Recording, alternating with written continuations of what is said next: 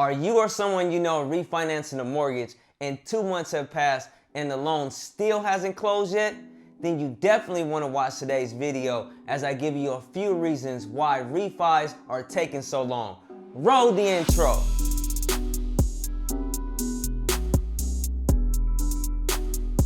Rates are at all-time lows and homeowners have gained over $2 trillion in equity across the US, which makes refinancing attractive for most. Just be prepared because turn times on closing are not as fast as they used to be. How do I know? Well, I'm Damien L.Grant, a licensed mortgage advisor, and in this video, I'm going to give you 4 reasons why refis are taking so long.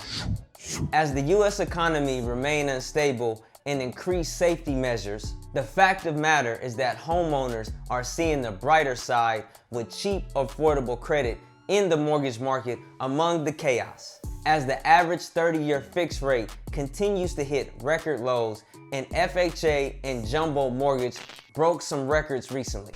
Not to mention, property values have increased tremendously over the last year, giving homeowners the opportunity to complete long overdue home improvement projects, cash out or complete a rate and term refinance with the new equity appreciation.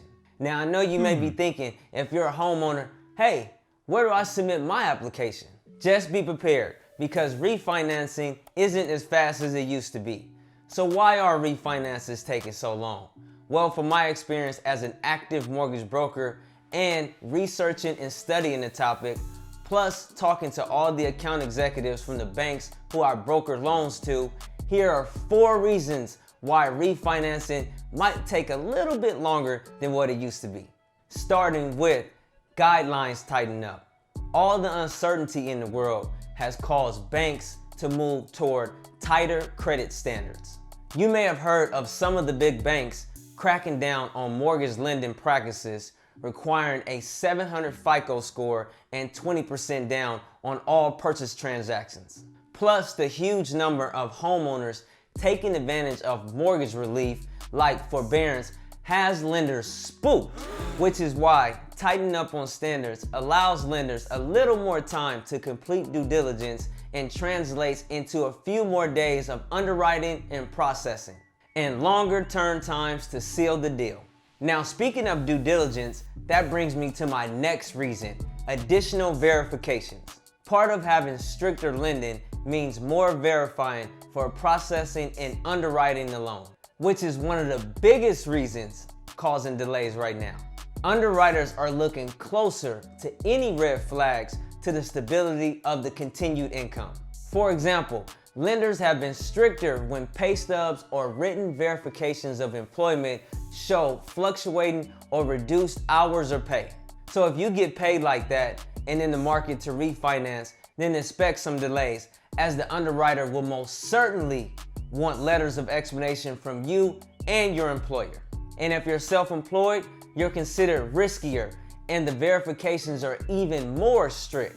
So be prepared to provide a year-to-date profit and loss statement plus your most recent 3 months of business bank statements in addition to the usual documentation. Plus, lenders now verify the business was in existence within 120 days of the closing date. Plus, due to the pandemic, they're also verifying that the business is open and operating before the closing date by requesting more docs to be verified. Regardless of verifications, there has never been a better time to refi, and the country understands this.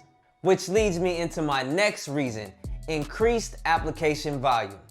Overall, the market conditions are more attractive and more borrowers are applying to refi. The problem I've seen is that most, if not all, lenders are at capacity and are having a hard time keeping up with the demand. Not to mention that purchase applications are 25% higher than they were just a year ago. With that said, as long as volume stays consistent or even increase for the foreseeable future, the lenders I spoke with are looking for creative ways to keep up with the demand, like taking on longer rate lock periods to handle the volume, which gives lenders more time to deliver the loan to the investor. But this also means that refis that used to take 20 to 30 days to close are now taking 45 to 60 days to close, and even longer. So keep that in mind and try to be patient through the process. Now, with all the increased volume, the next issue that I have seen is that most lenders are understaffed to handle the volume and all the paperwork. And when you're getting a mortgage, there's a lot of paperwork. When the pandemic hit and rates dropped to its lowest levels, most lenders wasn't ready for the tsunami that they were about to experience. And most lenders I spoke to are hiring underwriters and processors to assist with churning out approvals a little faster. But in all, the large amount of paperwork and disclosures combined with lack of staff or even new staff have proven to slow the process. In today's mortgage world, there are some tools to help digitize the process like e-sign and automated underwriting, but remember, the final sign-off has to be done by a human.